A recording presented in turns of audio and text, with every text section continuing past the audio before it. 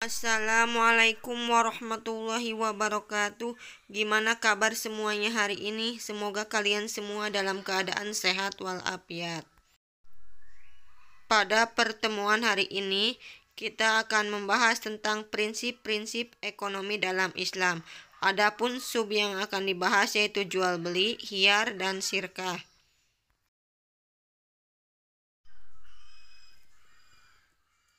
Sebelumnya, kita akan membahas dulu apakah ekonomi Islam itu. Ekonomi Islam itu adalah suatu ilmu yang berupaya memandang, menganalisis, dan menyelesaikan permasalahan ekonomi dengan cara-cara yang islami, yaitu berlandaskan Al-Quran dan Sunnah Rasulullah SAW.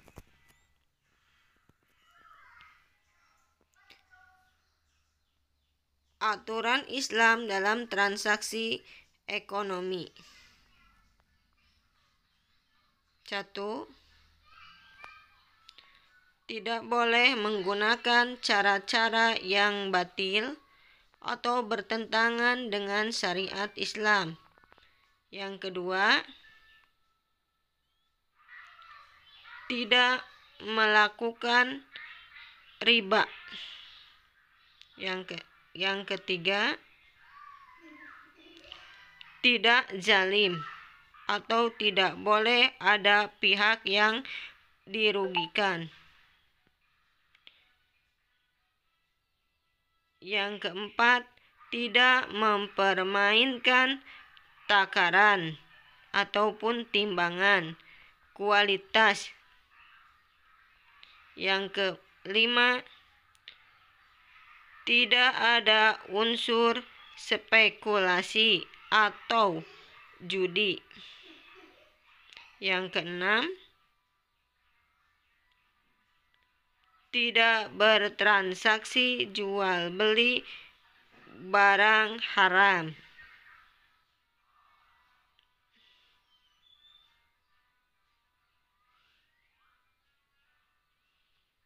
Yang sekarang kita akan membahas tentang jual beli. Apa itu jual beli?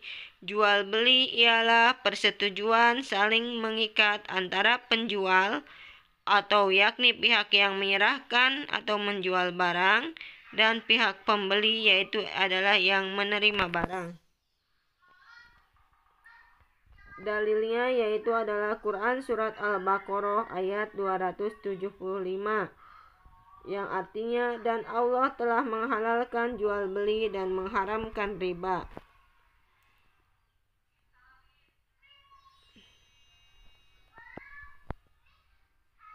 Selain itu juga Quran surat Al-Baqarah ayat 282 yang artinya Al-Quran menyarankan agar segala transaksi jual beli itu dicatat dan ada saksi.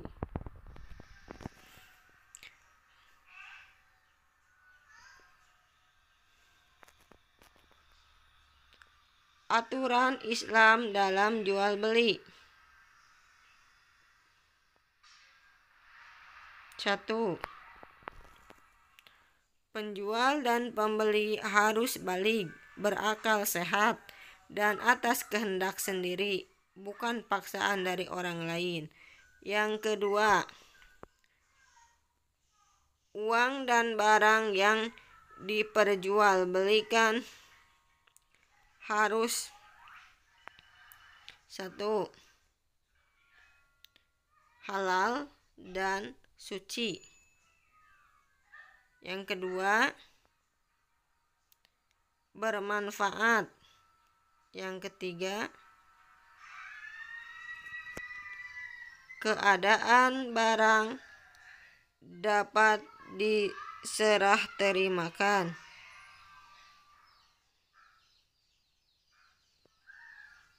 Yang keempat, keadaan barang diketahui oleh penjual dan pembeli.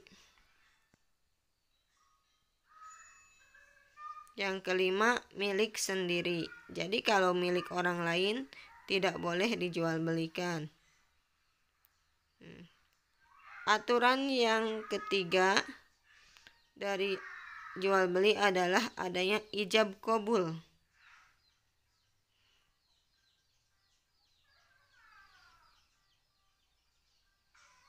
Setelah tadi kita membahas tentang aturan jual beli, ada beberapa hal juga yang menjadi larangan dalam jual beli. 1. Membeli barang dengan harga yang lebih mahal dari harga pasar. Yang kedua, membeli barang untuk ditimbun. Yang ketiga, menjual suatu barang untuk menjadi alat maksiat.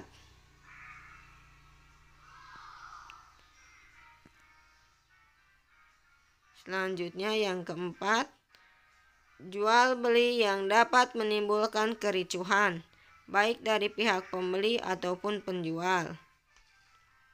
Yang kelima, membeli barang yang sudah dibeli orang lain, yang masih dalam keadaan khiyar atau penawaran. Itu adalah larangan dalam jual beli. Apa itu khiyar? Mari kita bahas.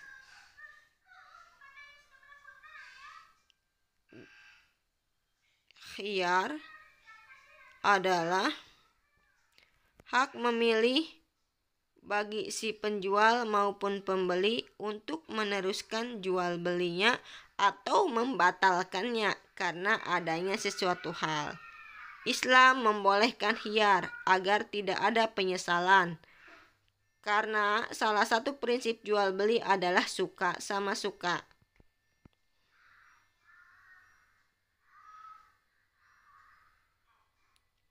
Salah satu dasar tentang dibolehkannya melakukan khiyar adalah hadis Nabi Muhammad SAW yang berbunyi, barang siapa yang rela mencabut jual beli terhadap saudaranya, maka Allah akan mencabut kerugiannya di hari akhirat.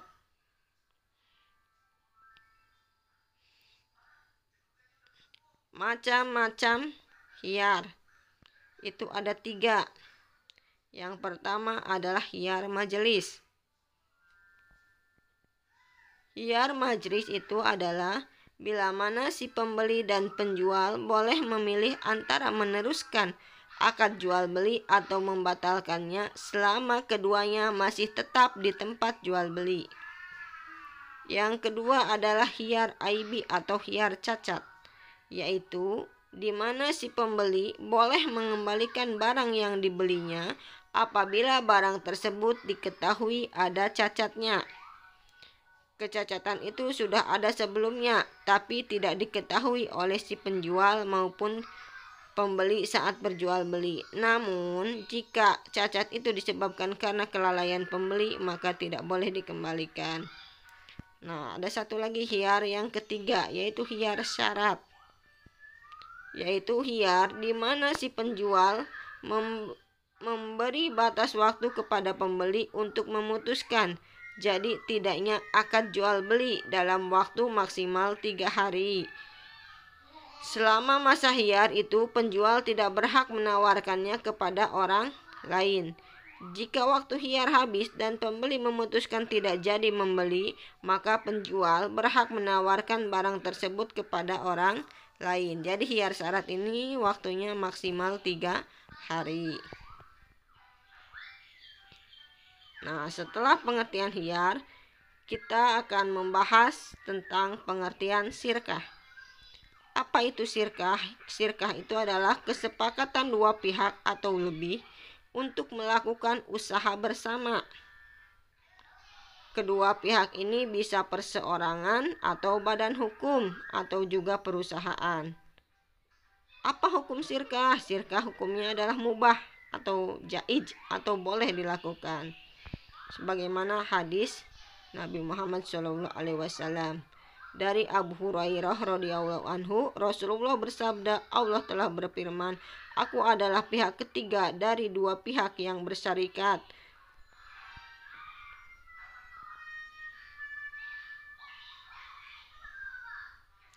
Rukun syirkah.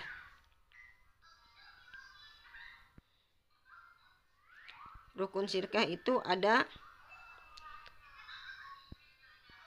3. Di antaranya 1. Kedua belah pihak yang berakad atau bekerja sama. Mereka harus memiliki kecakapan melakukan pengelolaan harta. Yang kedua, objek akad yang mencakup pekerjaan ataupun modal. Ia harus halal. Yang ketiga,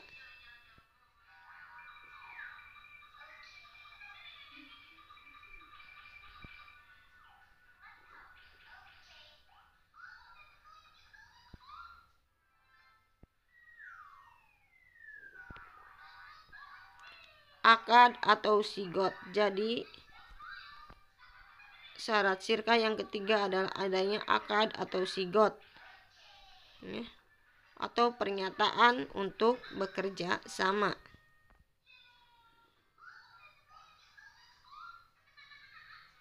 Macam-macam sirkah. 1. Sirkah inan, yaitu kerjasama dua pihak atau lebih yang masing-masing berkontribusi modal. Sering juga disebut syarikat harta.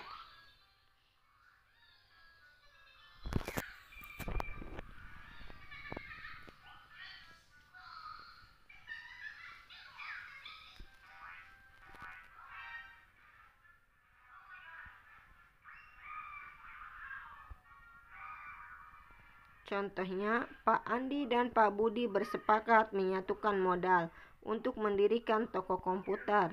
Mereka berencana merekrut 1 karyawan untuk menjaga toko. Yang kedua, sirkah abdan. Apa itu sirkah abdan? Yaitu kerjasama dua pihak atau lebih yang masing-masing hanya berkontribusi kerja tanpa kontribusi modal. Sirkah abdan ini bisa dikatakan sirkah pekerja, ya, kerjasama dalam bekerja tanpa adanya pengumpulan modal.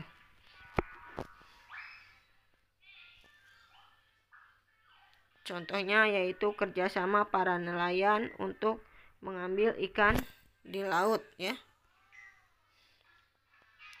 Yang ketiga, sirkah wujuh,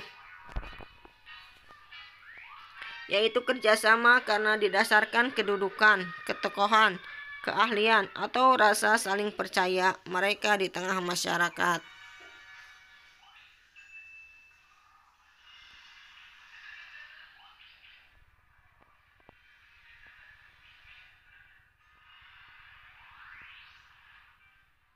Contohnya, Pak Andi dan Pak Budi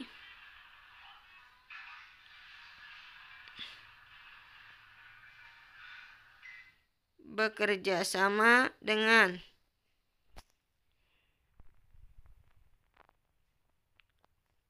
Pak Catur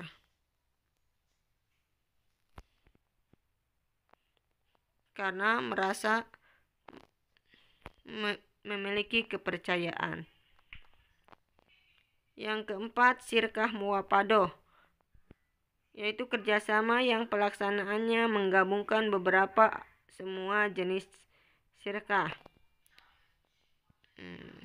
Kemudian yang kelima, ada kerjasama yang dinamakan mudorobah,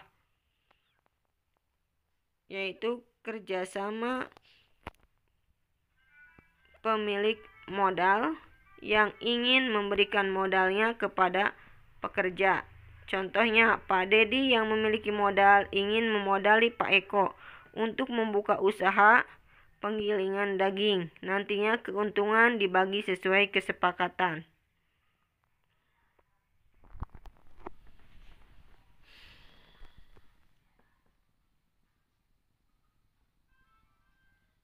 Yang keenam, musakoh.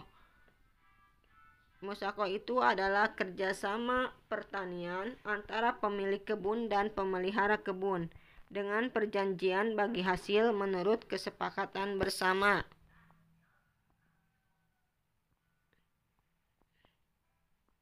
Nah, di antara kerjasama pertanian juga ada yang dinamakan mujaroah, yaitu kerjasama antara pemilik lahan dan pengelola, tetapi benih yang ditanam disediakan oleh pemilik tanah, itu yang disebut dengan mujaroah.